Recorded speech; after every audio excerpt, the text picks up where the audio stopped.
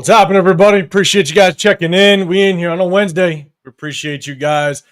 Man, couldn't do it last Sunday. That's on half me. I'm gonna blame more on Chris. He's on true vacation, so he's living his good life. But couldn't pop in and out on Tuesday, basically, or on a Sunday, basically on our normal time. Kind of break down that Broncos game. I want to talk about that just a little bit. I know my guy Severe, man, you've been still on here doing your thing, talking about it, but I want to talk about it for just a minute. But we're going to break down some game film. Obviously, at this point, we know the writing is on the wall. There's a ton of injuries, but there was something specific that I was looking for when I was breaking down the game film. One, Brock Bowers disappeared. Question is, why did he disappear?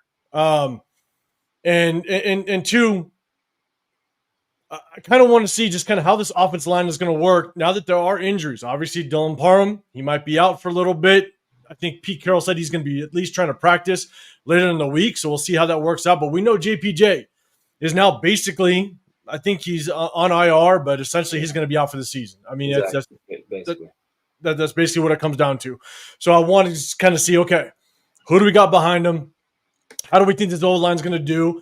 But again, more importantly is, why didn't we see Brock Bowers more? And if you guys remember last year, coincidentally enough, we broke down that Broncos game because Brock Bowers was nowhere to be seen last year in one of those Broncos games.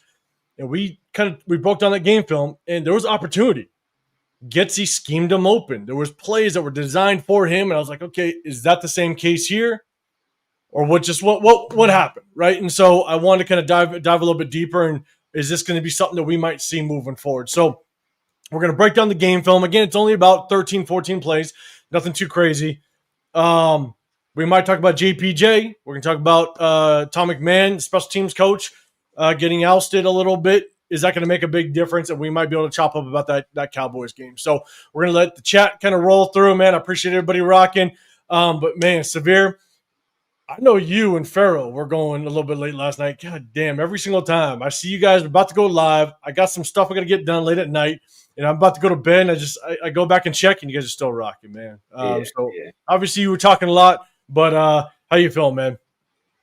Yeah, man, talking a lot about a lot. The last two times we had some, had some spirited debates, man, about everything going on with this team. But it is what it is at this point. We kind of we always harken back to after what game was that? The Command after was that? I think maybe it was the Commanders game. After the Commanders game, I believe, or maybe it was the Colts game when me, you, and Chris was like, man, let's take a look at the rest of the schedule and see if we can locate another win. And I think we all identified the Titans, and then everything else was like, it's not, it's rocky. It's rocky. So like any given Sunday, we just saw what happened with the Dolphins and the Bills, obviously. So that's a divisional game.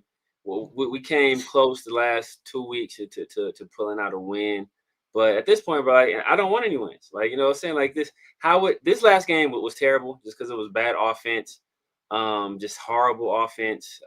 Will Putnam, I don't want watching Will Putnam play. That's another story, but. The game bad story. That's not just another. That's a bad story. He is awful. But the Jags game, that's a perfect game. Hey, let's get some scoring going on. Got a little overtime action. Brock Bowers going crazy. Like that's the stuff I want to see. Hey, if we put out that performance when we lose, I'm good with that. But we put out whatever this was last week or on Thursday. That was trash. That was trash. It was rough, but we're gonna break down that game film. But chat, we're gonna get you in guys in just 1 second. LS, I see you, man. Yeah, you're saying it was the Commanders game. You're right. I'm gonna give you just some real quick after kind of watching the entire game film, going back in, breaking it down. The only thing that I will add, that I think I have tapped in and listened to some other people kind of talk, is again this past weekend I was out of town, so I really couldn't jump on and needed to do it live. Again, not on Sunday. Couldn't do an individual video. But I do think that the win played a much bigger factor than most people didn't really take into consideration. And so if you take a look at what the game was like, it was a lot of screens on both sides, right? We tried to do some jet sweeps with Brock Bowers. We tried to do it with Trey Tucker. We tried to do a lot of screens with Genty. I mean, you look at the Broncos. The Broncos tried to do a lot of screens. They weren't able to throw the ball downfield because that wind was, I think, playing a massive role. And if you've ever, I've never played quarterback in the wind. Again, emergency quarterback. That's quarterback, yeah. There's a respect of his name. That's about it. And it was nice and sunny, so it helped me out. But if you ever played defense in a very windy game, you know that you can scheme much differently now that the quarterback is not going to be able to throw the ball downfield. At the same time, it adjusts your offensive play calling. You're not going to be able to throw the ball downfield. And if you go back and you watch the All-22 and you look at the sky view, you look at the eagle eye view, a lot of those deep balls, I mean, I'm talking wind took them. The wind took them bad. And whenever you have an extremely windy game, it's a lot of short passes. It's a lot of passes in the middle of the field, short darts in the middle of the field, because you can no longer throw the sideline very well. Reason being is because if you look at the hash marks in the NFL, they're much closer to the middle of the field, which it's a longer distance to the sideline. And so luckily, that ball that Geno put to Deontay Thornton, that was a beautiful, perfect ball. But on the end zone view, when the ball goes up in the air, you can see the flags on the goalposts weren't moving. So I think the wind died down just a little bit. But either way, I think the wind played a much larger role in that game than most people took into consideration, and that's why you didn't see a lot of deep passes at all. And even when you did, they looked so inaccurate. And I think it's because that the wind played a massive role. So I just that's one thing I want to throw out there. But again, as we kind of break this game film down, I wanted to see, why didn't we target Brock Bowers? Was it the win? What was the factor? Or were there opportunities to give him the ball? And we just didn't pull that trigger. So that's what we're going to do. We're going to kind of break down this game film. But before we get into it, man, I usually do it first. But Severe, man, I'll give you the honors, man. If you want to start from the top, man, shout the chat. Say what's up to everybody in the building. What's going on? What's going on? It's my guy. He's pulling up. Oh, yeah, my guy. That's a little chat. It's way up here. My guy, LS. My dog, LS in the building. Shout out to my Relly, Brim Blood. What's good? Isaiah in the building. What's going on? Alec M. The usual Kevin Lurker in the building. Art White. Time for us to look at the yay. I agree. We'll probably get into that a little bit today about, maybe something we might see against the Cowboys. Daniel Berry Sports Highlights. Happy Wednesday. Hey, happy Wednesday to you too. And what's cold is that we didn't talk about it, but I know we're coming off this long break technically because we played Thursday. So we think we should have like extra days rest. But the Cowboys coming off a bye. 100%. Cowboys coming off a bye. Doing this dirty. Raider Show family. This nigga's Nav, man. What's going on? What up, Nav? Alfredo, salute. Alfredo, TK in the building. Salute to you, brother. In noon, my dog in noon. What's going on? My 2 cents. Salute to you as well, brother. See about these dimes. About to see about these dimes. They get dropped by Deontay Thornton. My two, okay, man. So my two switched it up a little bit. Yeah. That's good. Okay, my two. Okay, that's perfect. Yeah, man. I think that's the biggest thing is, when we break down this game film, I was trying to figure out, could we have potentially gotten the ball to Brock? We're going to break this thing down. Chat, we appreciate everybody that's rocking with us. I think a couple more have come in right through the tribe. What's going on? MG's in the building as well. Frank Weber in the building. What's going on, man? Dutch Master, what's happening? You think Cap starts Monday? I think he's going to have to. Yeah, he's going to have to. Unfortunately, and we're gonna show a little bit of this offense, which is brutal to watch. And what up, Marcus? What's going on, man? So look, we're gonna go ahead. We're gonna go through. We're gonna break down this game film. Remember, guys, if you have a comment, if you have a question, hit that hashtag Raiders. Catches my eye. And my guy Severe, he's gonna be able to kind of star some of these and kind of, if he sees something, he'll definitely highlight it, and I'm going to definitely try to bring it up as well. But again, guys, if you can, do us a big favor. Double tap that screen. Hit that like button if you can. Hit that sub button as well. You got the Severe Raider. I'm 805 Raider. Real Talk Raider Nation. Again, we hit you guys after the games on Sundays. We also break down game film and try to chop it up about the game. Maybe try to talk a little bit about the upcoming game and some of the news throughout the week on Wednesdays, like you're seeing today. Just rock out with us, man. We definitely appreciate it. QEP, I see you, brother. Appreciate you rocking with us. So let's do this. Without further ado, let's break this thing down. Usually I go defense first, then we go offense. I'm going to go one defensive play, that's it. Because again, as much as it was a defensive battle, when the winds are blowing like that, man, it just makes it that much easier for the defense. I don't want to take anything away from the defense, but it makes it much easier for the defense to understand what the offense can and cannot do, because that wind dictates a lot of the limitations of an offense. And so I was going to showcase a lot of the defense, but I definitely want to focus more on the offense. I'm going to get to that side. But here's the first thing, right? This is the defensive side. I only got one play. And we see this often. I hate to just show a bad play out of just a good day of the defense, but here's my thing. maxxcrosby, he's got to stop over pursuing. We see it time in and time again. And as much as he can be a dominant pass rusher, obviously he's shown how well he could be just in the run support, in the run game. He's got to stop overrunning quarterbacks when it's a pass play, because this is the type of things that happen. I'm going to kind of run it through. You got Max at the top of the screen. They motion down. I'll play it all the way through.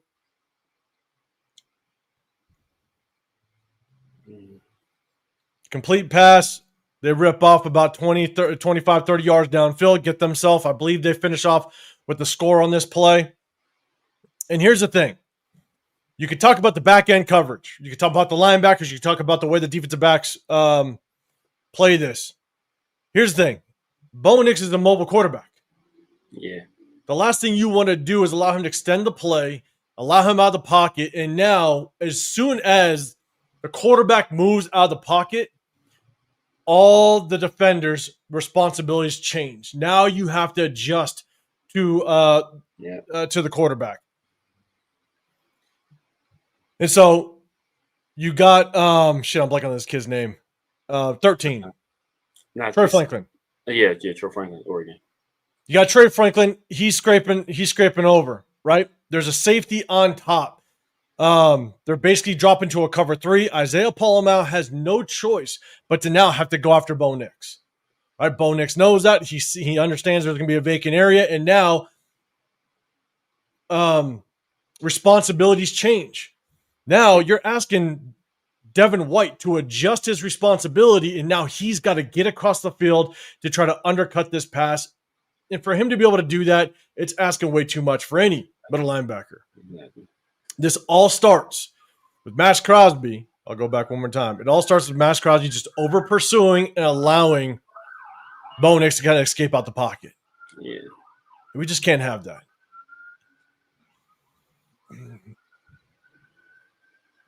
So, again, we've seen a lot. I don't like it. We got to make sure we clean that up if we have any chance at winning some of these defensive battles moving forward. And so, Severe, any thoughts on that?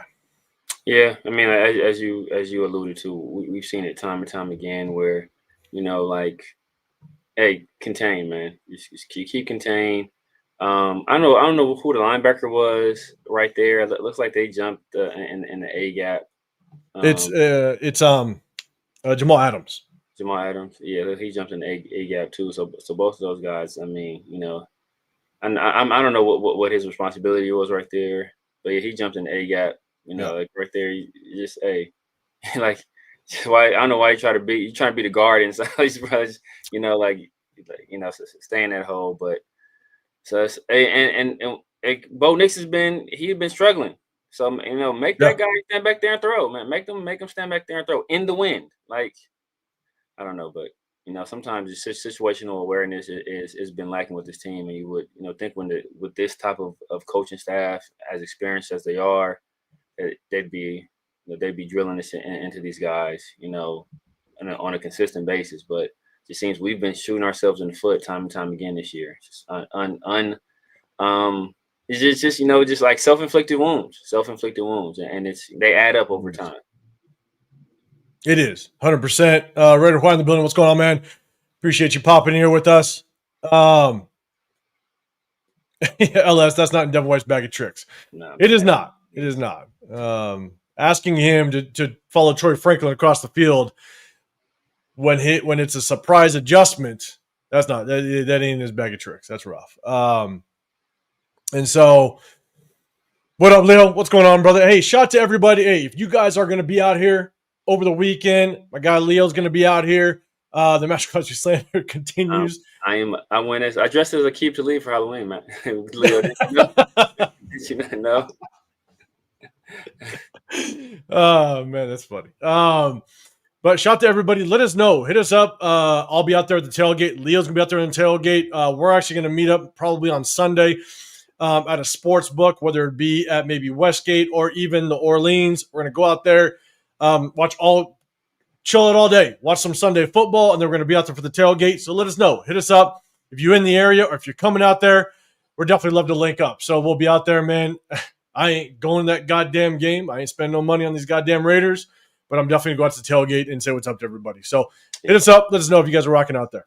Send me if I get my other car by then, I'm like I ain't buying a plane ticket to if I get my other car by then, I'll probably drive out there on Monday. You know, kick it with y'all for the tailgate. Hey, and then let us know, man. Get back home, man. My dad car not gonna make it. I need my other car. So if I have yeah, let us know. Hey, we'll be out here. I'm going to be out there basically first thing. I'm taking Monday off. I'm going to be out there about to have some fun. So, all right. So let's do this, man. Chewy, what's going on, brother? Appreciate you popping in here as well. I see you in here. Let's see. We got Marcus in here as well. Remember, guys, do me a favor. Hit that hashtag Raiders. If you guys got a question or a comment, Leo, you're saying we're coached so badly. I know. And Huey, you're saying, okay, we fired Tom. We're going to talk about that a little bit after. I don't got a whole lot of clips. The Mashrad. What's going on? What's the score in the Chiefs game? Don't know. And it's a Wednesday. It's a Wednesday, big dog. Kevin, real quick, you're saying I think that's just Max going off his I think you're saying instinct. Yeah, probably autocorrect it. Yeah, instinct. Yeah, but nobody else knows he's doing that. Yeah. But unfortunately, he just does it quite a bit. Unfortunately, and hopefully he can just get out of that habit. And sometimes he makes big, man. So, you know, it's sometimes you make big plays off of it. But, you know, like in that situation where it's a tight defensive game, like if you need a big play, if you need a big play, you know, hey, sometimes it's okay to go off script and do that. But in a very tight game where you guys are playing well, the defense is playing well, you don't really need that in that situation. No, sometimes it's just about everybody doing their job. 100%. So again, went defense. I don't want to show a whole lot on defense for all the reasons I just explained. So we're going to jump to the offensive side. Okay, jump to the offense is just one thing, man. Max, we just got to clean that up because the leader on this defense can't continue to have those type of mistakes. Definitely got to clean it up. Let's jump to the offense. It is first play of the game. Okay, first play of the game, and I'm like, God damn it, am I clipping plays already? The very first play of the game. So we got Forsyth down here, and it's basically, in my opinion, just a missed assignment. I don't know whether or not, and I'm starting to get more and more frustrated, even though we've talked about Brendan Carroll. Brendan Carroll, the run game coordinator, he's designing these blocking schemes. I'm starting to get, I'm going to remain pissed at him. But I'm gonna start shifting my anger at Chip Kelly because at some point you got to put your goddamn foot down and be like, "Hey, you gotta step in there. This shit ain't working." You know what I'm saying? My name is on the line. Exactly. And so, basically, a run play. Stone Forsyth. I got the end zone view as well. A little bit of motion. Number 9 walks his ass right in.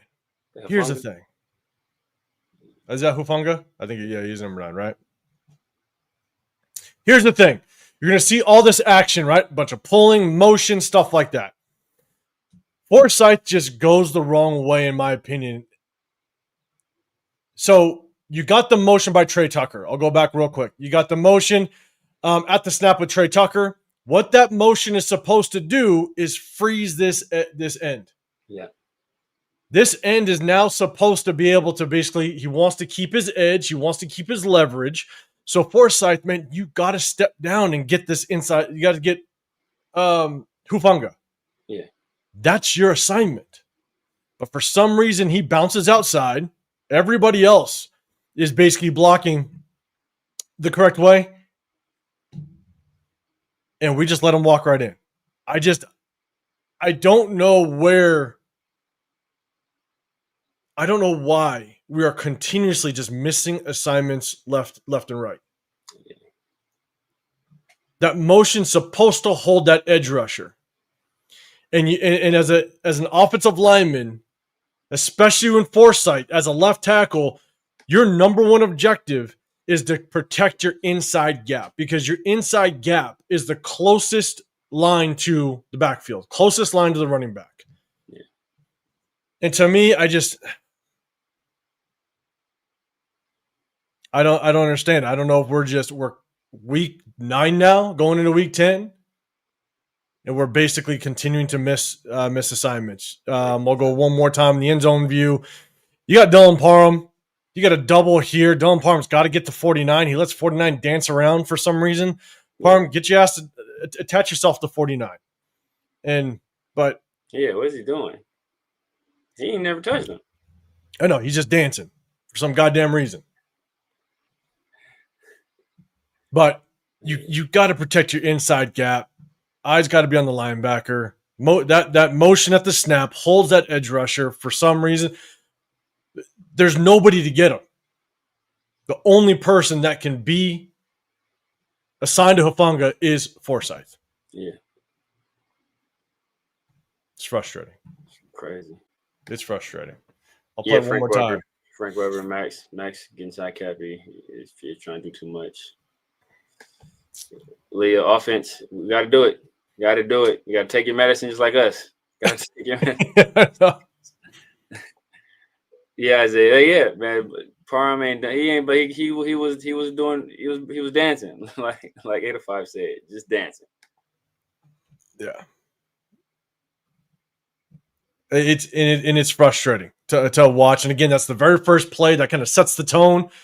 But we're still seeing just miscommunication, missed assignments. Now Forsyth's the backup, but at the end of the day, we can't see the same mistakes. I mean, we've been pointing since preseason. Yeah. That we're trying to figure out linemen are just going the wrong way, and it happens day in and day out through every single game. So, this is the pitch play by Genty.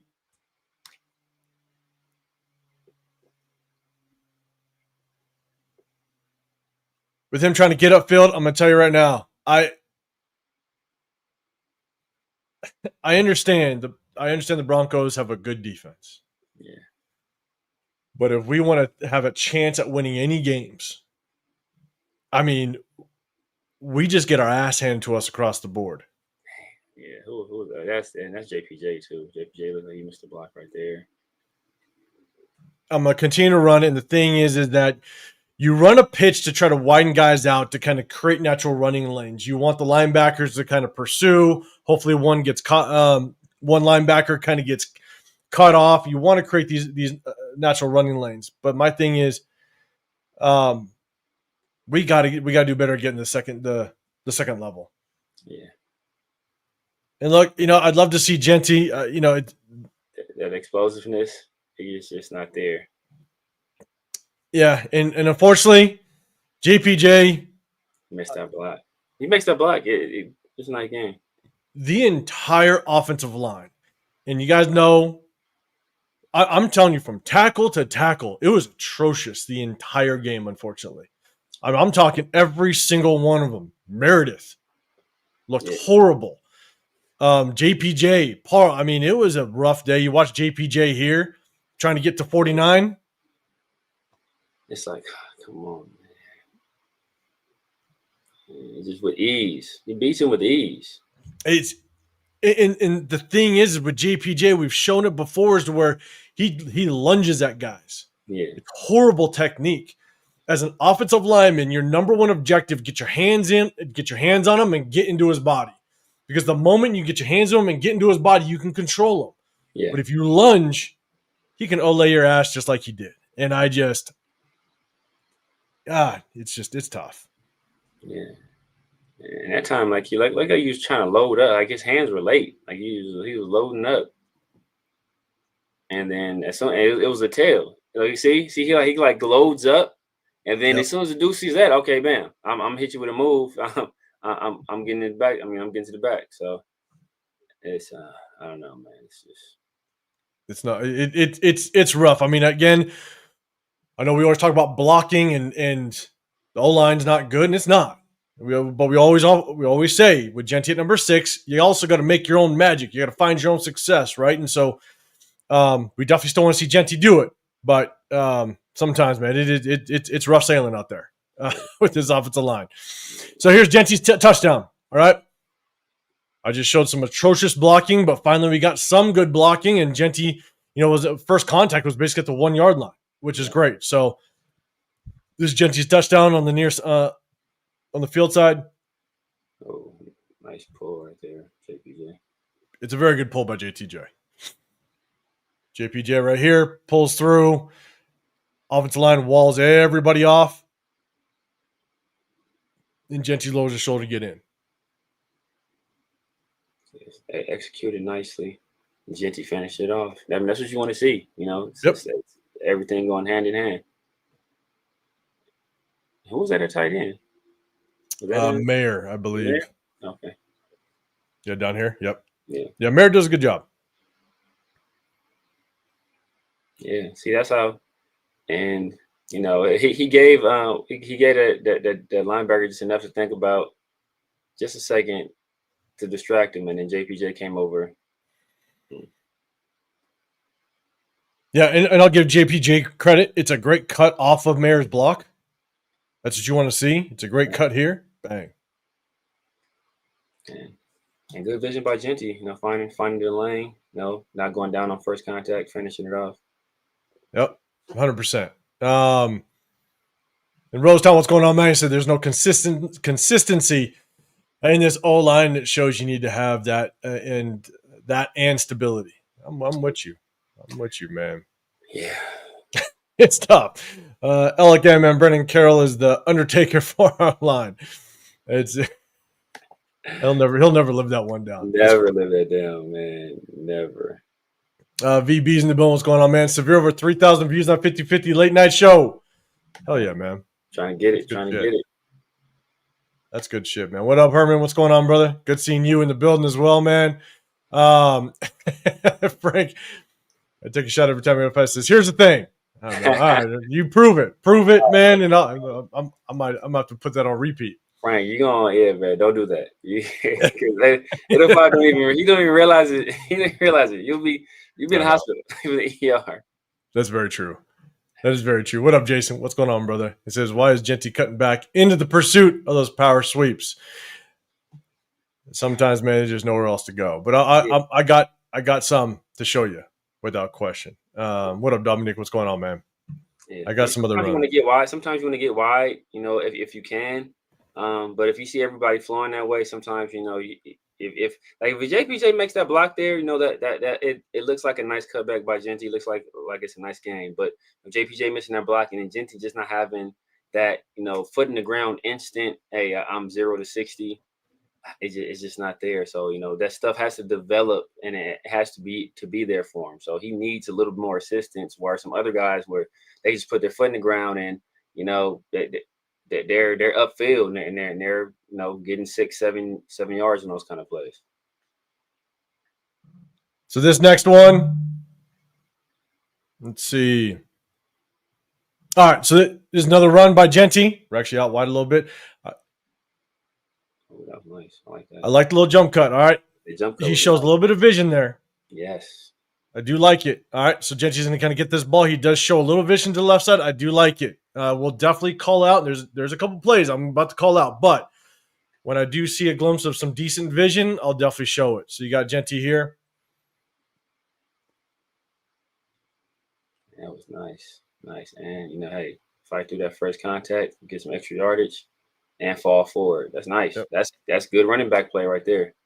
That's what you want to see. That's him kind of making his own success. So exactly. I'll definitely take it. Exactly. We'll play it one more time through. Offensive line kind of gets walled off at the line of scrimmage, unfortunately, but he just finds He finds that opening. He finds it, sees it. Like Severe, like you said, lowers his shoulder after 5 yards and gets 7, which is perfect. So we'll take it. We'll take it. When it's there, it's there.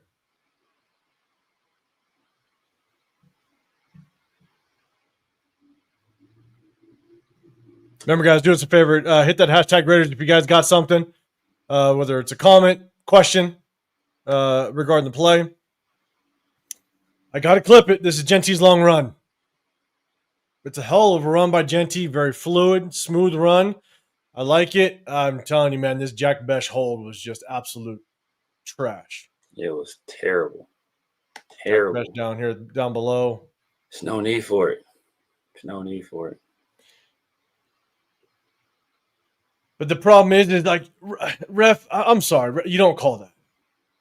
Yeah, but they're going to call it. You know they're going to call it. If it's that egregious, they're going to call it. And then that's what's up, they're going to call it.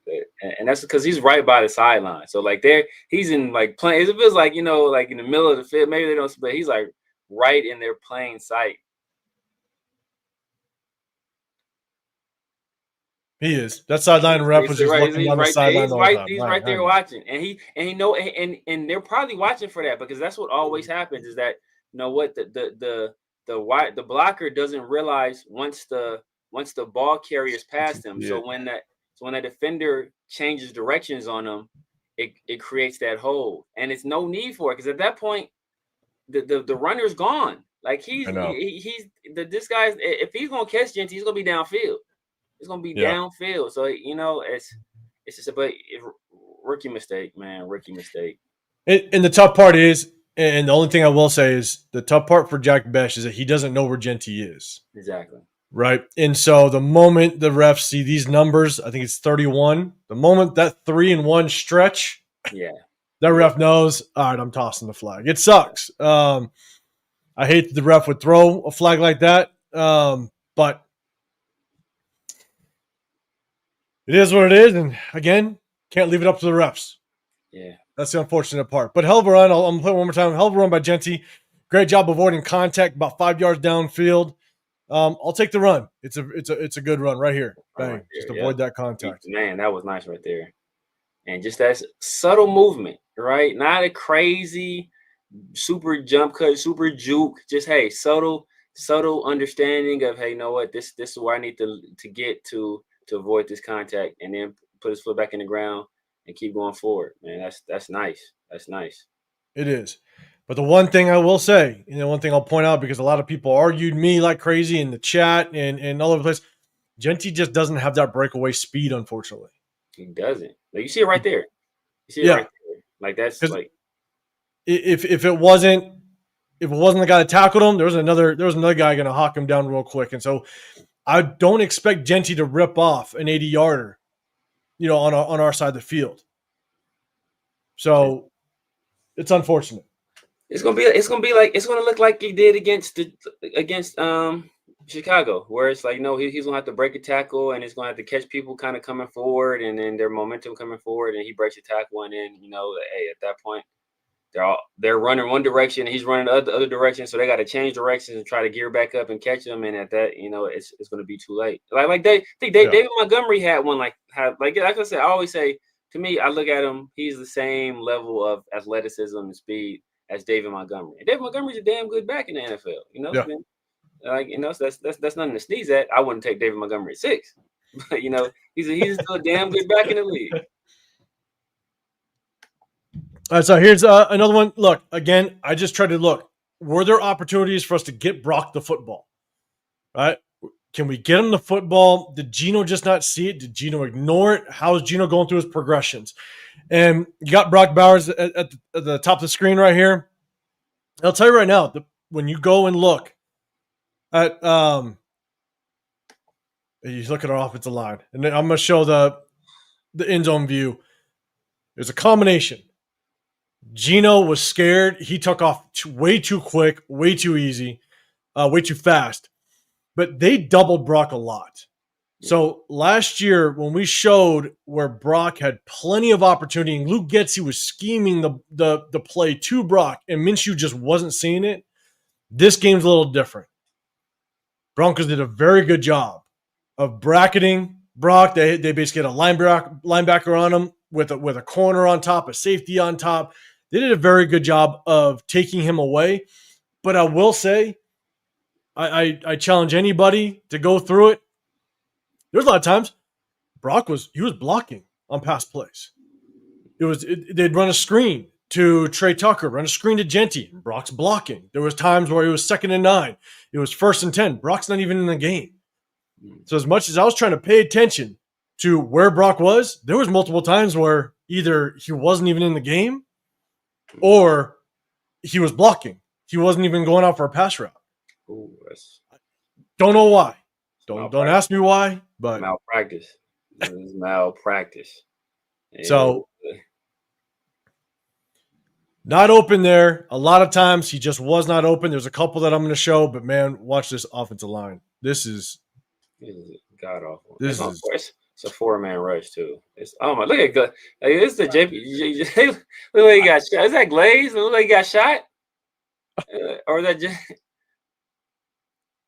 oh no, that was Forsyth. Look like he got hit with this assassin's bullet. Like he fell down. But like, don't get me wrong. You know, like it's nothing but backups. But holy crap! Like I feel for Geno a little bit. What are you going to do with that? That's tough, and that was happening all game long, and that's why he was so quick to just kind of get out. He was quick to just kind of try to escape the pocket. Man, it's tough. But here's a good one. All right, and I'll definitely show Brock's long catch. All right, so Brock's going to go in motion. There's a really good job by Geno. He stays in the pocket. I believe Brock kind of clears the safety a little bit, a catch downfield. It's just a good play. Obviously, I think the biggest play we had all night. Yeah, that's good design. Mm-hmm.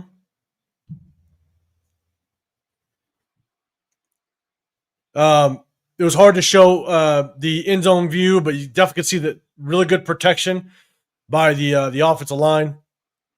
Allowed Geno time, allowed Brock to get far enough downfield to clear that safety. He crosses that safety, open, got him. Yeah, against man coverage. I mean, that's you're gonna eat with that stuff. Eat with those kind of routes.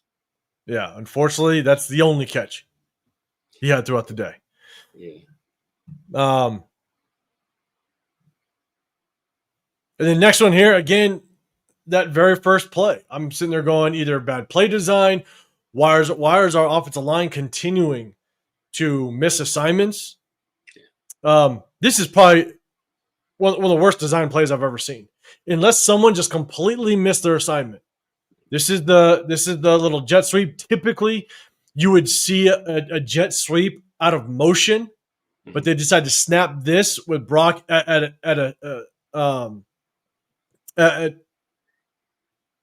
don't know what the word I'm looking for. At a still position, I guess. Usually you'll see motion first off of this. I don't know why you got Michael Mayer down here. Why the hell you don't block down on this edge rusher? Yeah.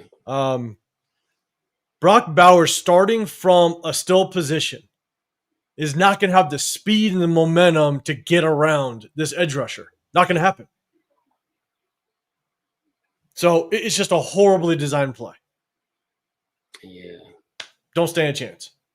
I was watching something because I think it was a situation where I don't know if it was this game or another game where they ran like a similar play, and Nick Benito.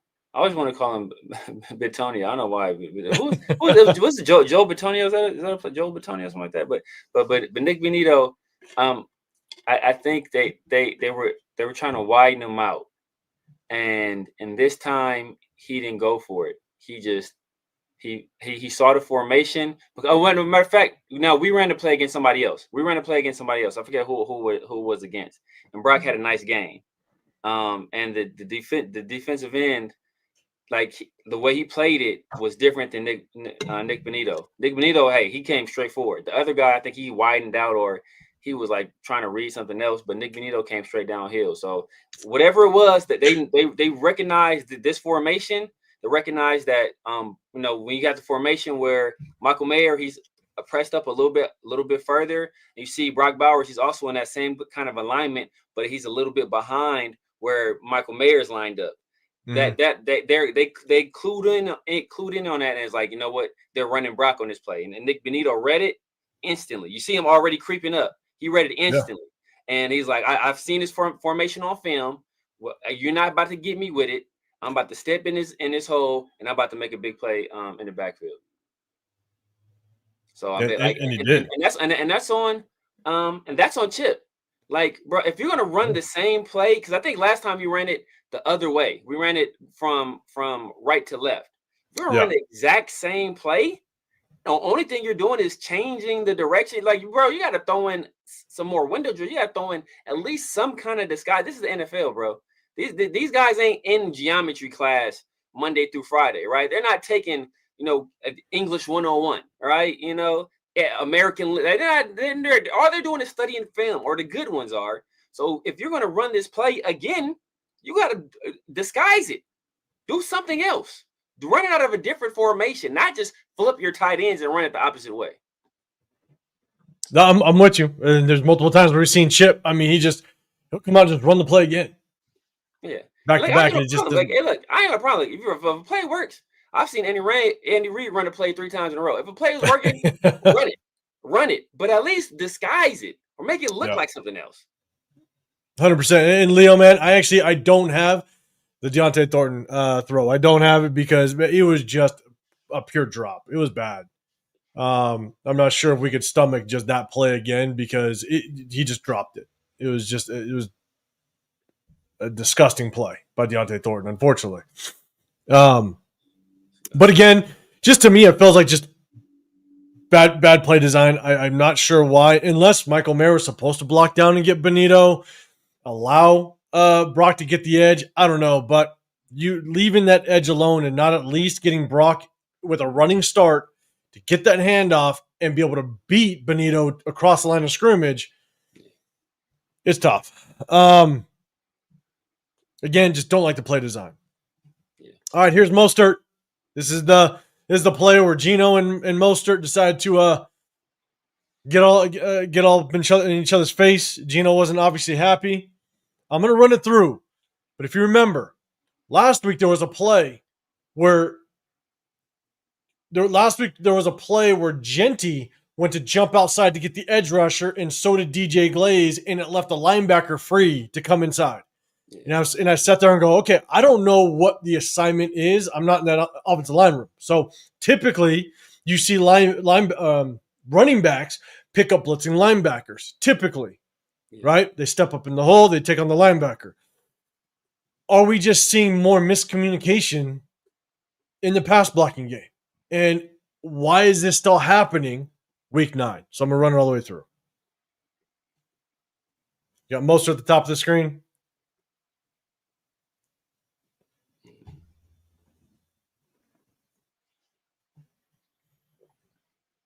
So I will say this one's a little bit different because you got guys walked up on the line of scrimmage. I'll kind of go back up to here. You got guys walked up on the line of scrimmage. Everybody's mugging.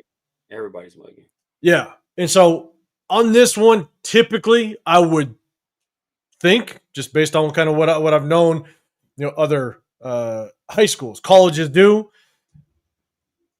this offensive lineman has to protect head up to inside gap. You have to. Yeah. Mostert, I believe, should go after that edge rusher based on what typical O-lineman assignments are supposed to be, especially when everybody's walked up.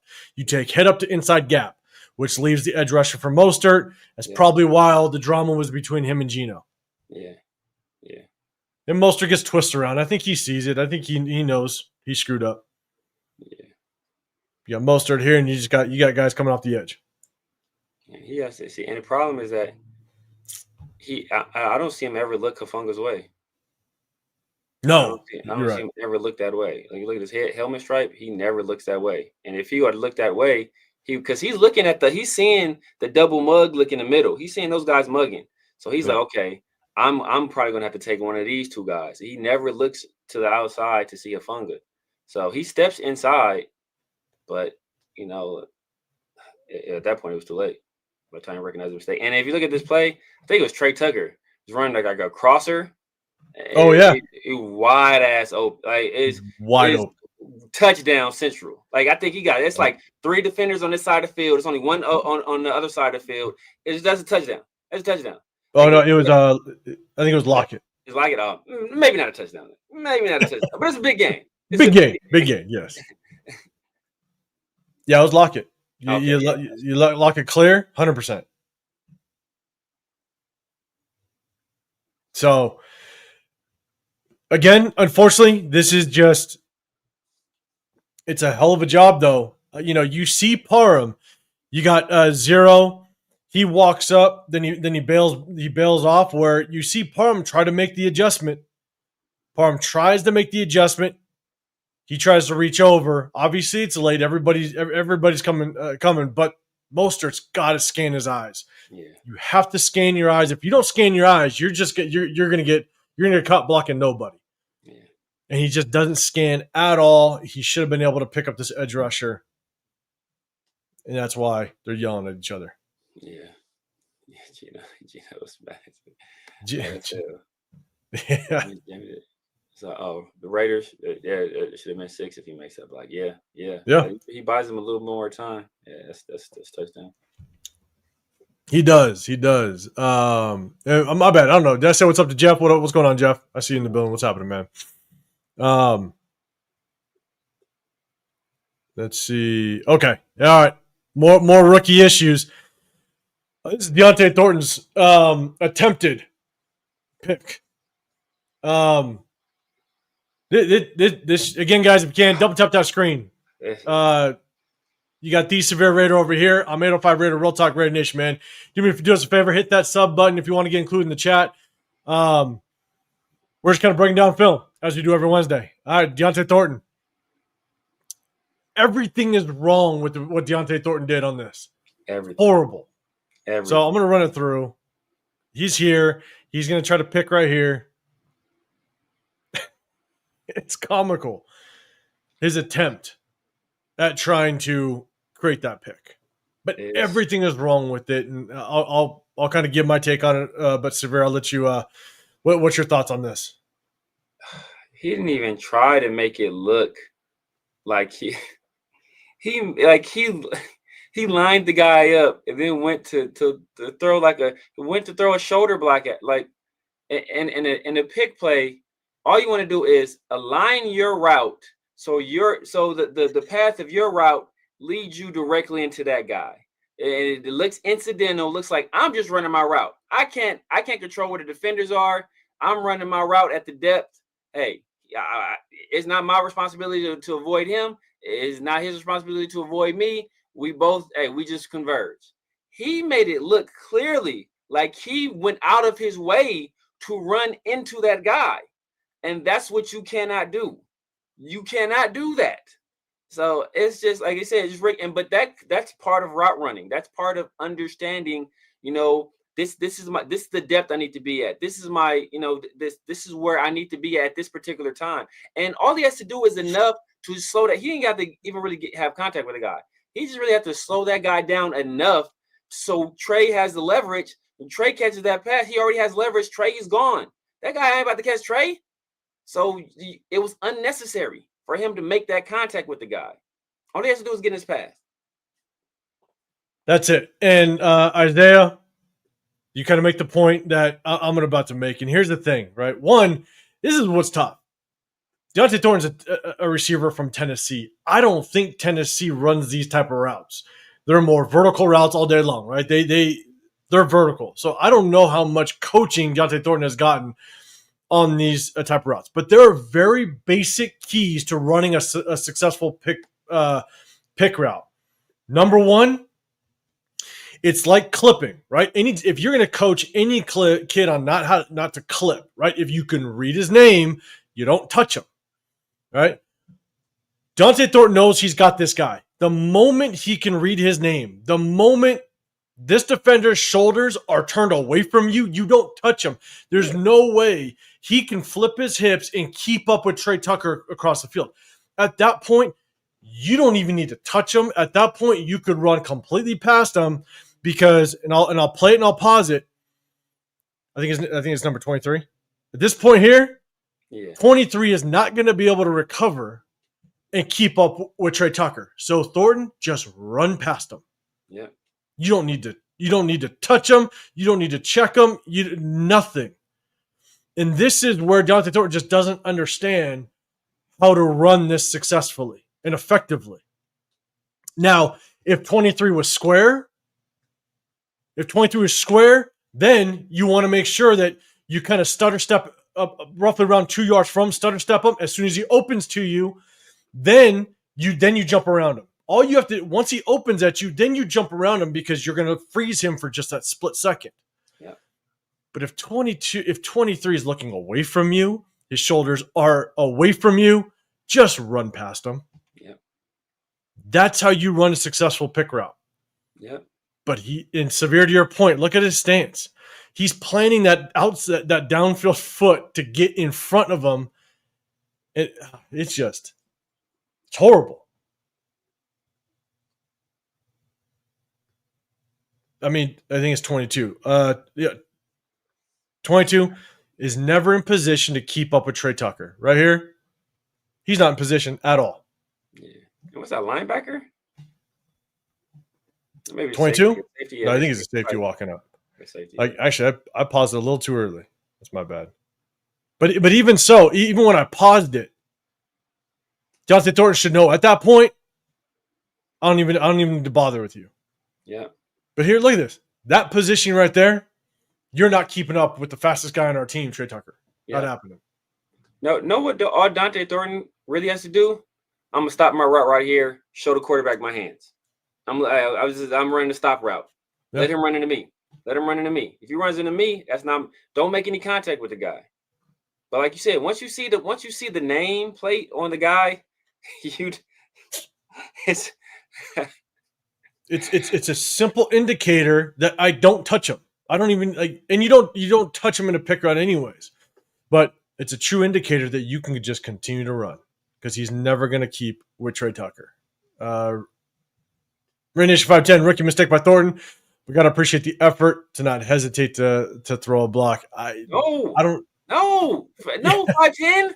No, you don't throw a block.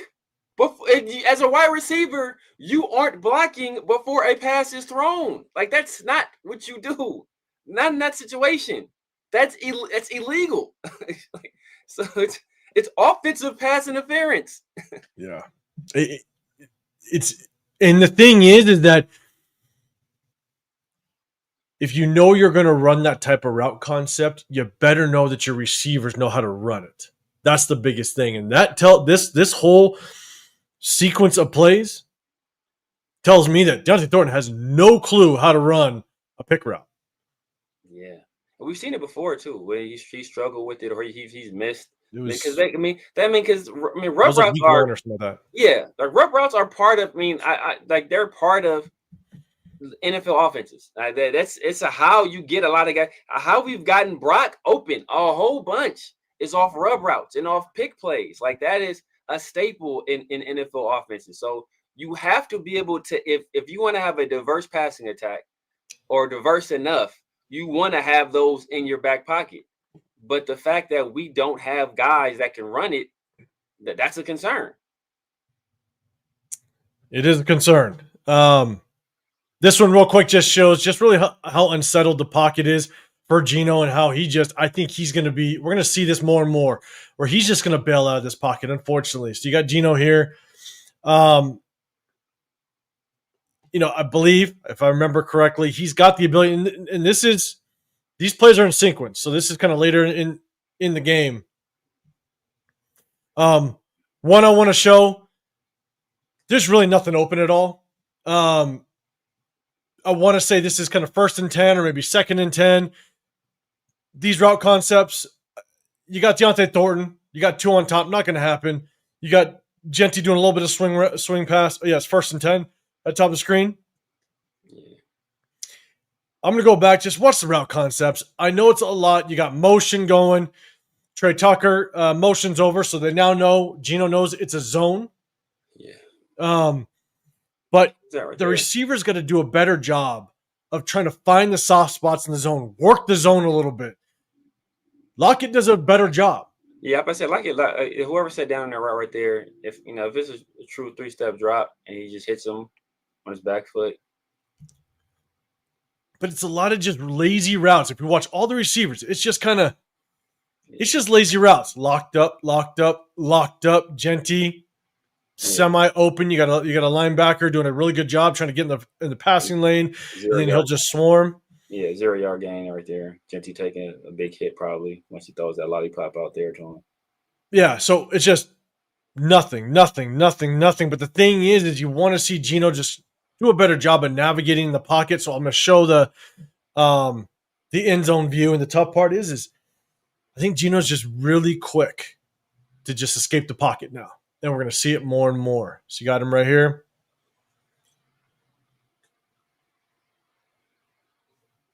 I mean, it's clean. Yeah. It's clean pocket, step up. I want to see him to just kind of keep your eyes downfield a little bit. Try to continue to kind of work to get that ball downfield. But I think we're going to see him bail a lot, unfortunately. But in the same breath, these receivers got to do a better job in zone, find the soft spots, work. You see Lockett do it. Man, everybody else has to work a little bit better to just help out that quarterback, unfortunately. And to your point, though, I think that's him at the top of the screen, right? Is that Bish or is that Brock? It looks like Brock. His stance is really linked over. I've noticed. Yeah. I don't know who. I don't know. I mean, it's working for him, so I don't have him change it. But that's an odd stance every time I see it. All right. So let's see. Okay, there we go. We got a little bit of Genty. All right. There's a couple that are just, it's a little questionable, but because we've seen issues with Genty's vision in the past, I showed a couple where good jump cut, good vision, but you want to see it consistent. I'm going to kind of play it all the way through. But you see it a little bit better on the sky view or the end zone view.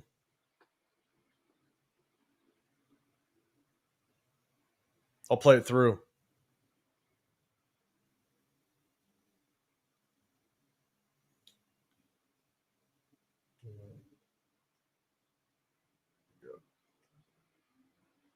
Yeah. So he sees this. But the thing is with Genty is you have to understand where your blocking is coming from. So you see Dante Thornton kicking down. Yeah. He's got to know this crack block is coming. Yeah. Right. So you press the hole. And if you bounce out this way, where the blocking is designed to go, this is where you turn a 5-yard gain into a potentially 15, 20, 25 plus yard gain, depending on if you break a tackle. So I'll kind of go back up to the sky view. Dante Thornton, Genty, he's going to crack down. Yeah. Bounce this thing out. Yeah. Now you got Trey too.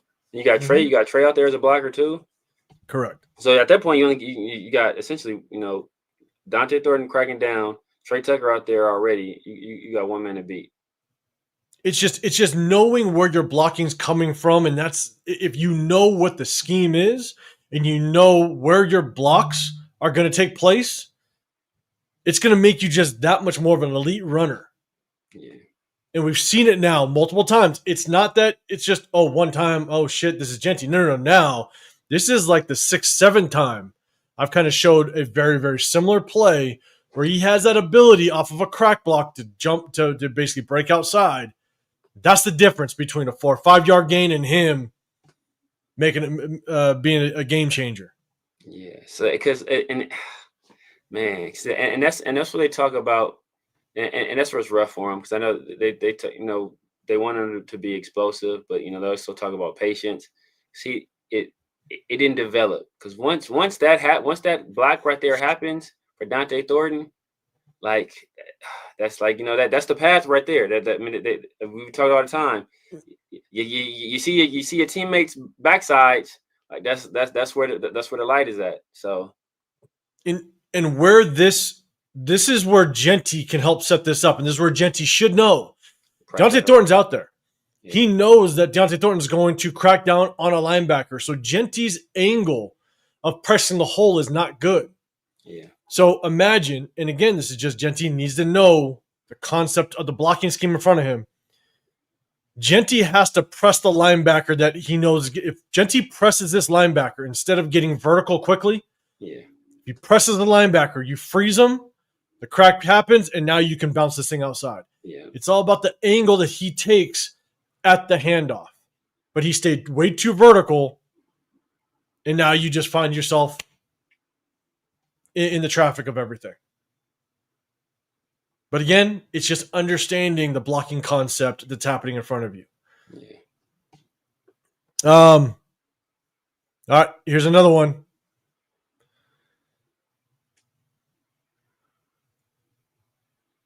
So again, for Genty, this is a duo concept as it relates to just the run game, right? So you got a bunch of double teams up front, right? Yeah. So his concept, he's just got to hit the hole hard. He's got to hit the hole hard, and he's got to make sure he just follows his blocks. Here's the hole. Yeah.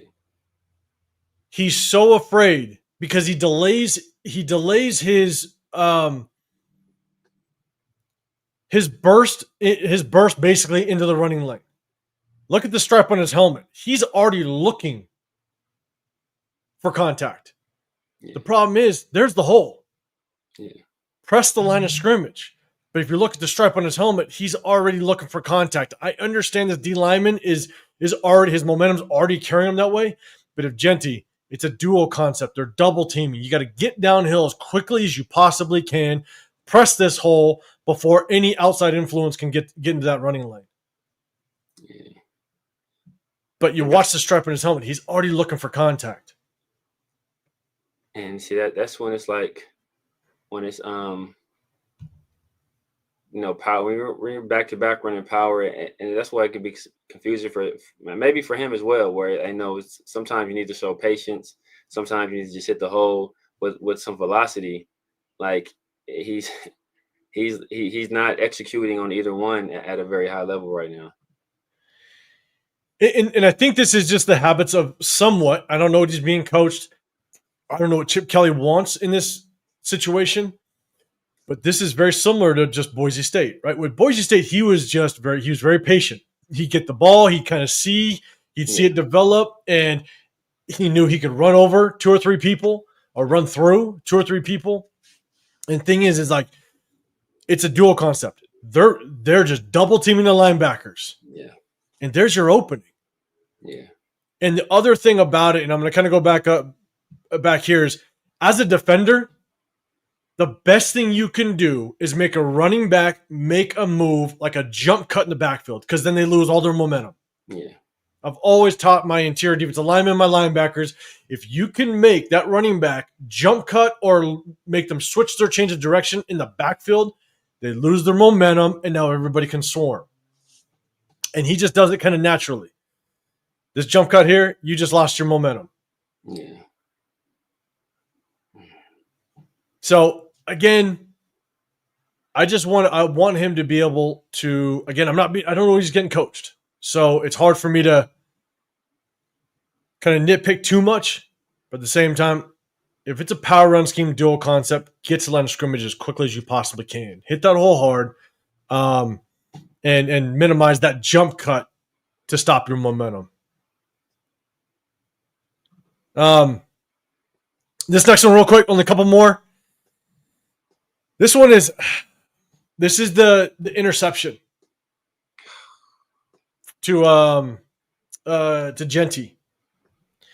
And I just want to show you got Brock Bowers, right? Look, I'm not so mad at the throw to Genty.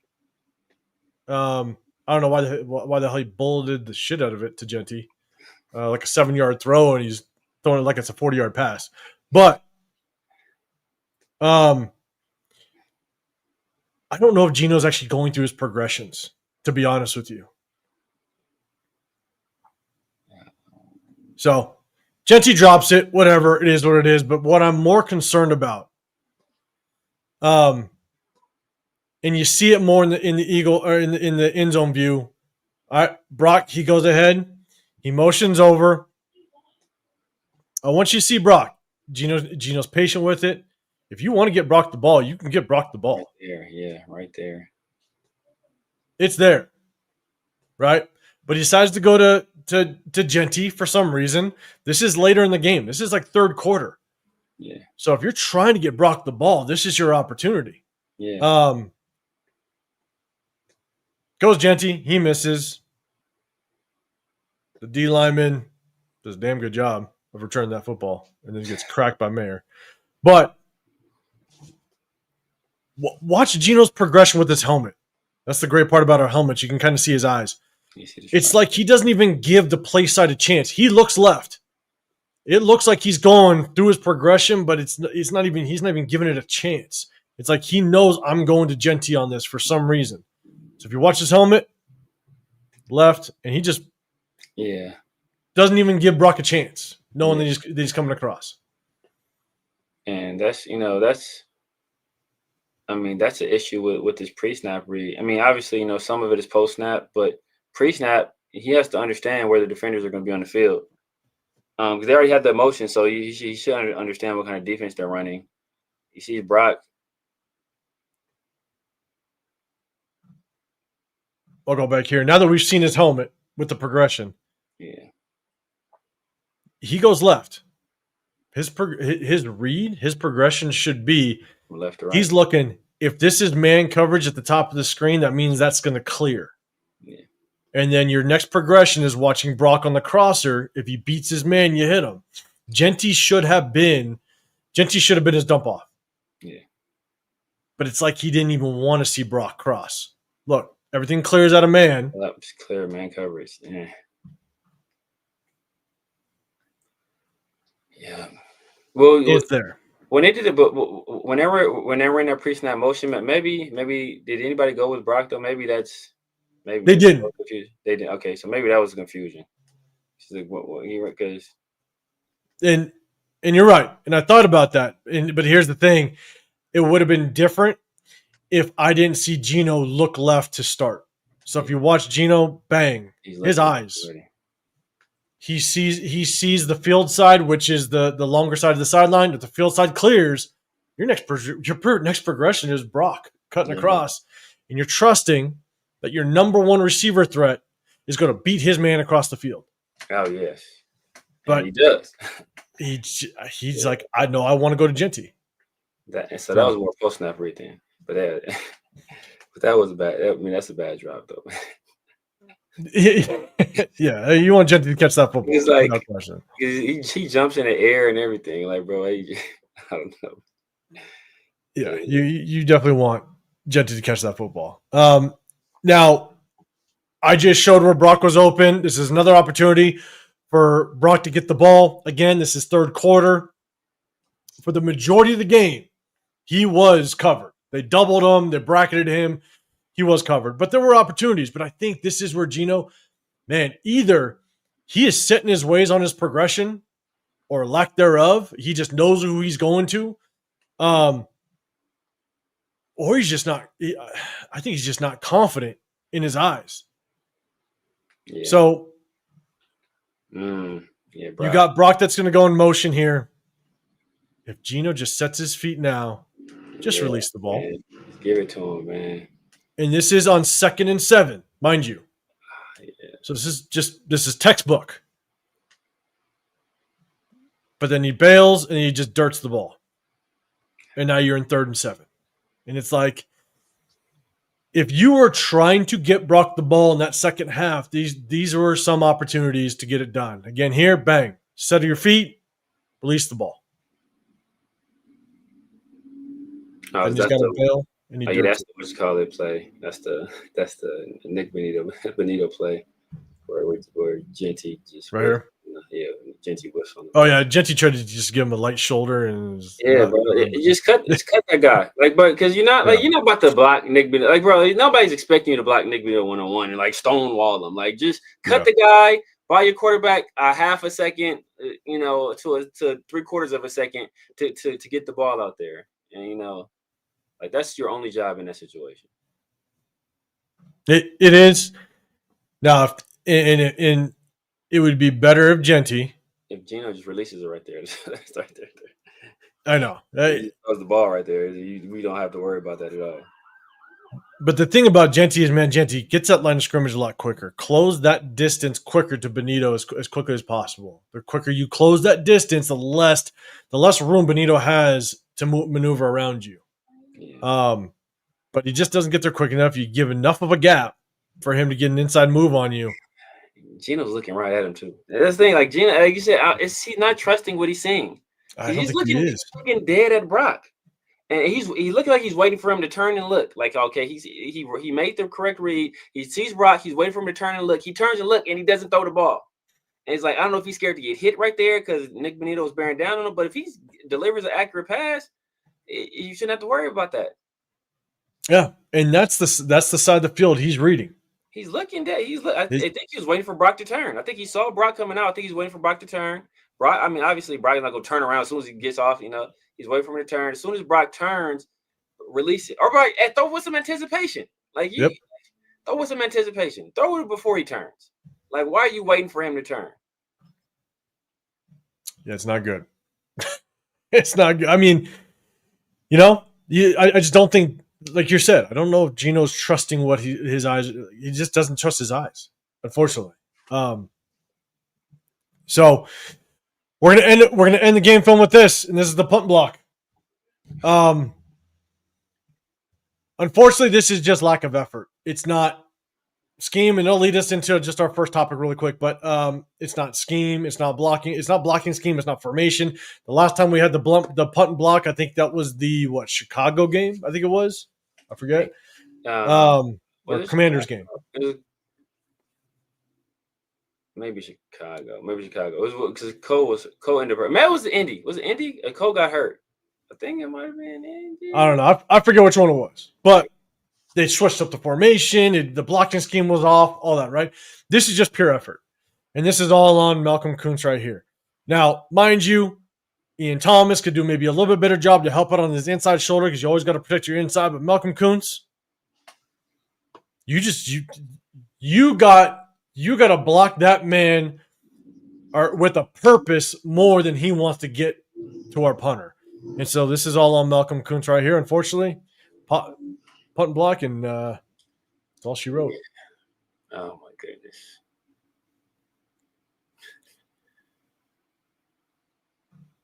I mean, Malcolm Kuntz, you just got to do a better job.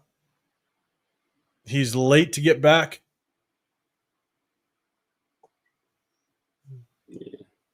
I actually went and I watched another punt. He did a much better job. The technique was a million times better. And on this one, I don't know what he was looking at, why he was late to just kind of getting back, but just lack of effort. Yeah, it is. And bad technique, to be honest with you. So the formation's fine. The blocking scheme's fine. You're man-to-man, right? Your hat on a hat. That's fine. You just got to make your block. Yeah. Now, who was in there as a personal protector? Is that Chris Smith? I don't know. 29. I always forget that Chris Smith. I don't even know if he's on the roster. I totally forget. But the guy that actually gets in here is 34. Again, Malcolm Kuntz, man, you got to get back. Yeah, man. So, punt block. That's it. That is all she wrote when it came to Tom McMahon. Tom McMahon.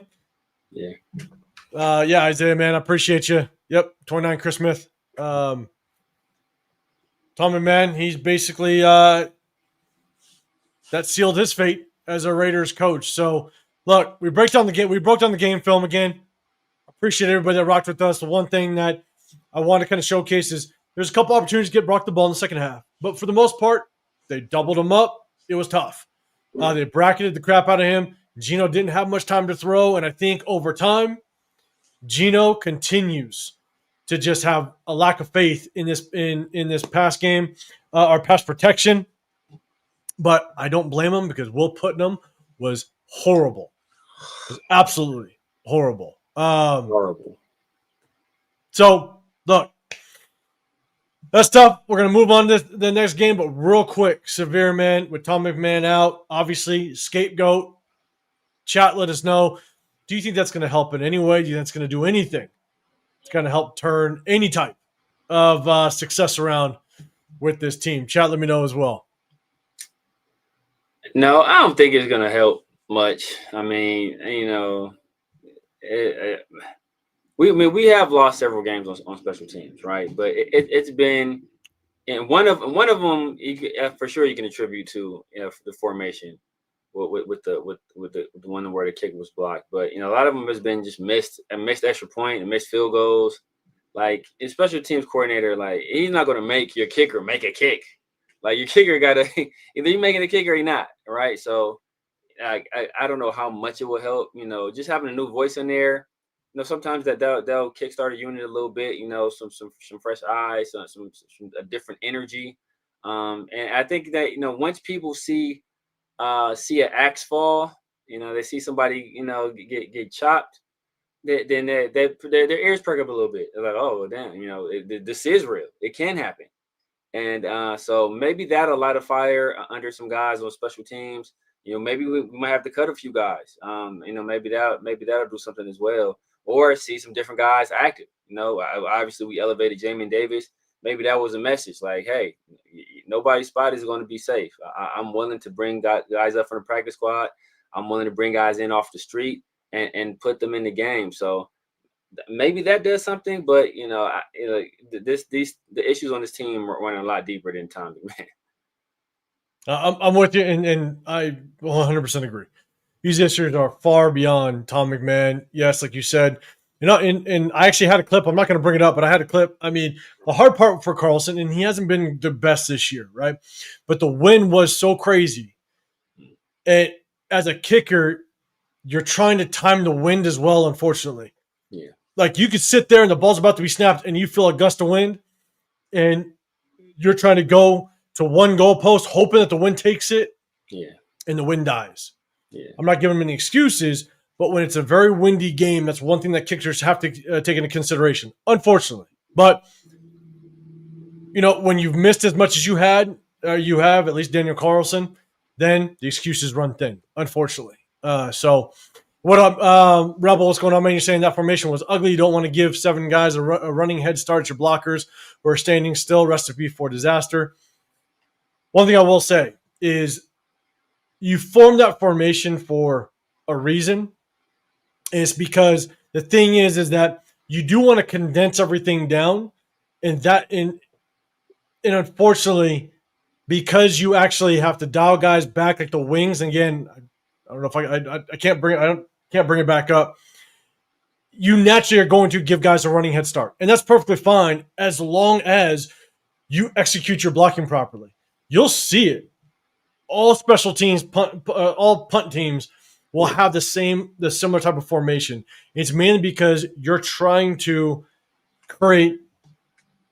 It's kind of hard to explain. You're trying to create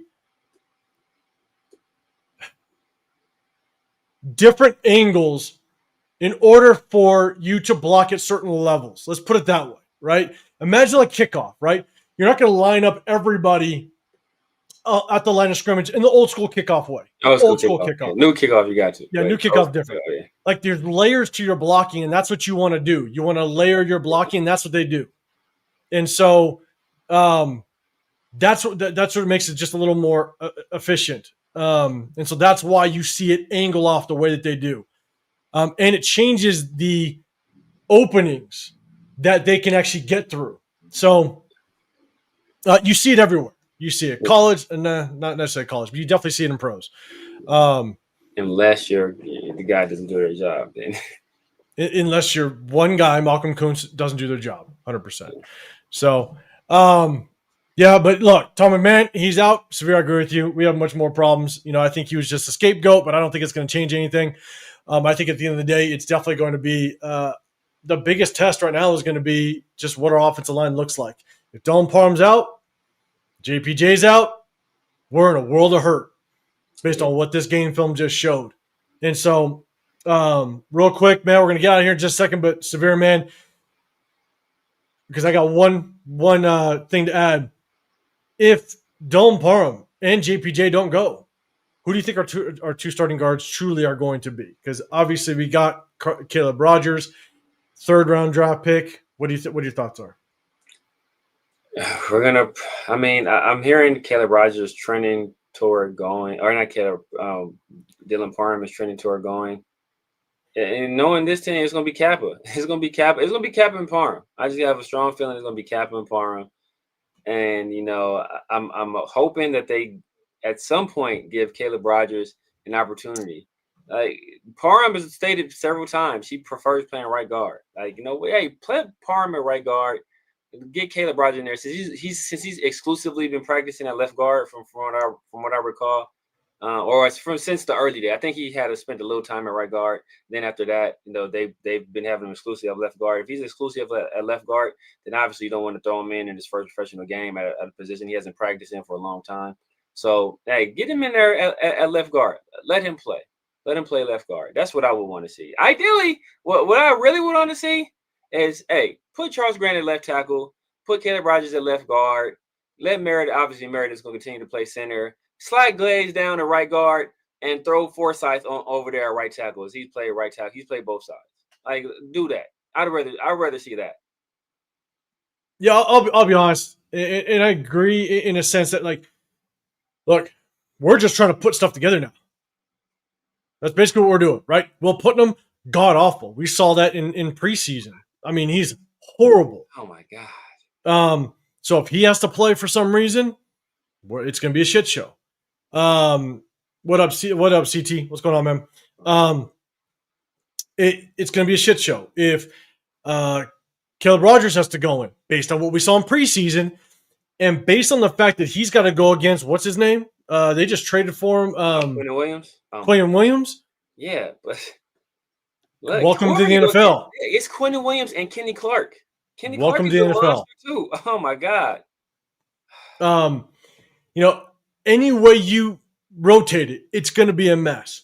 But here's the one point that I wanted to make is that Forsyth hasn't been as bad as he's bad, but he's not as bad as we thought he was going to be when we broke down his game film. Right? He's still bad, but not as bad. He has his good moments, which is interesting. But here's my thing is, I'm actually kind of pissed that they didn't allow Thayer Mumford to truly just compete at guard. Yeah. They could have kept Thayer Mumford and played him at guard. That's what they put him at guard at the end of training camp. Yeah. And they decided to let him go and bring in Stone Forsyth. But instead, you kept Will Putnam. Exactly. Another center. Another center. You kept Will Putnam for a potential guard spot. Why not just hold on to Thayer Mumford as a backup as a backup guard? Because you tried him at guard, and I think Thayer Mumford could have been a serviceable guard. He wasn't very good at tackle. Yeah. And again, this kind of goes back to when we're talking in the preseason. I'm just sitting there going, another just stupid move, getting rid of Thayer Mumford. Again, a guy that could play both positions, both right and left tackle, and you tried him at guard and potentially could have been a backup at that guard position. Yeah. But now we sit with Will Putnam. I'm just saying. It didn't make no sense. It's really you have 3 guys that play center. You got Parham, you got Meredith, and you got JPJ. Why do we need another guy in there that could potentially play center? I'd rather another swing tackle / guard. A tackle / guard? Oh my God. There's a world of possibilities. A world of possibilities. It doesn't make any sense. And by no means am I saying Thayer Mumford would have been great. But the thing is that he'd be damn better than Will Putnam at guard. Yeah. Especially at guard. Especially at guard. To tackle, maybe him and Forsyth will still. They'll compete. They'll compete. That's what they'll do. Yeah. But that's the thing, is it's just these continuous moves with this front office, with this coaching staff. That you just kind of sit there and scratch your head and go, I don't even know Will Putnam's played. He's always been a backup center for us. Yeah. So does he even know how to play guard? Has he played guard in the past? I have no clue, but I've always known him as a backup center. Exactly. So it is what it is. I don't know what to say. It's tough. Rob, you're saying Putnam has played center his whole entire life. They moved him to guard, put him at his natural position. Okay, then yeah, I've always known him as a center. Yeah, we don't need a center. Yeah, right. Like we don't like. We have a rotation of centers already. 3 guys that could play. Well, 2 guys now. So I guess technically you're still 3 counting Putnam, but I don't want to see him at center. I don't want to see him on the field. I'd rather if you're gonna give a roster spot to him, like I said, I would rather that roster spot go to Thayer Munford or or somebody else. Even if you don't want Thayer Munford, it'll be somebody else that can play. So they can play guard. That has some versatility. Yeah, and Rob, you're saying Munford was absolutely horrible in offseason preseason. He was not very good. Yeah, but so was Will Putnam. Yeah, but let's move him to guard like they wanted to in training camp, and just see how I guarantee you he'd be a much better guard than Will Putnam without question. And you just keep him. I think he was like $900,000. You keep him as a depth piece because we all know injuries happen on this offensive line. And we've said it day in and day out in this entire preseason, offseason, because look at what happened to us last year. Last year, we lost 3. We lost 3 offensive linemen again in that Cincy game. One game, yeah. You know what I'm saying? It's like injuries happen to this offensive line all year long. So at a minimum, you attempted to try Thayer Munford at guard, roll with them, but you keep Will Putnam that's never played guard before. Again, another just dumb decision by this coaching staff and front office. It just doesn't make any sense. Yeah. So, Ruben, you're saying Locky Tassi season. We'll see. Man. It'd be interesting to see if last couple of games, maybe he'll get called up if we get enough injuries. Never know. CT, I think if you're talking about Mumford, I think he got picked up by the Patriots at one point. Yeah. I don't know if he's still there. He did go to the Patriots. Yeah, I don't know either. So, Joe, you're just saying real quick, why does it take us to lose 3 offensive linemen to let Caleb Rogers get a shot? And here's the thing: I don't know how ready he is. He did not look good in the preseason, so I don't know how ready he is. And we're about to throw him in against Quinnen Williams. Welcome to the NFL, big dog. It's going to be tough. LS, man, I appreciate it. Mumford to the Browns. Got you. Okay. Okay. Back in Ohio. Okay. Got him there. So, all right, guys. Hey, that's it. Broke down some game film. Talked a little bit about some of the moves going on. We appreciate everybody rocking with us. Man, if you guys can't double tap that screen, but Severe, before we get out of here, man, let everybody know the 5-hour show you got with Farrell, man. Let everybody know what you got rocking throughout the week. Man, we got so obviously you guys know, man, Sunday and Wednesdays I'm in here with my guys. 805. I got Chris. Yeah, like, hey, you want to know Chris and we're in the Bermuda Triangle. We don't know what's going on with Chris. And if you guys he's just enjoying his good life. Time I said what's up, man. If y'all see him, I don't know, man. If anybody's out there in the Caribbean.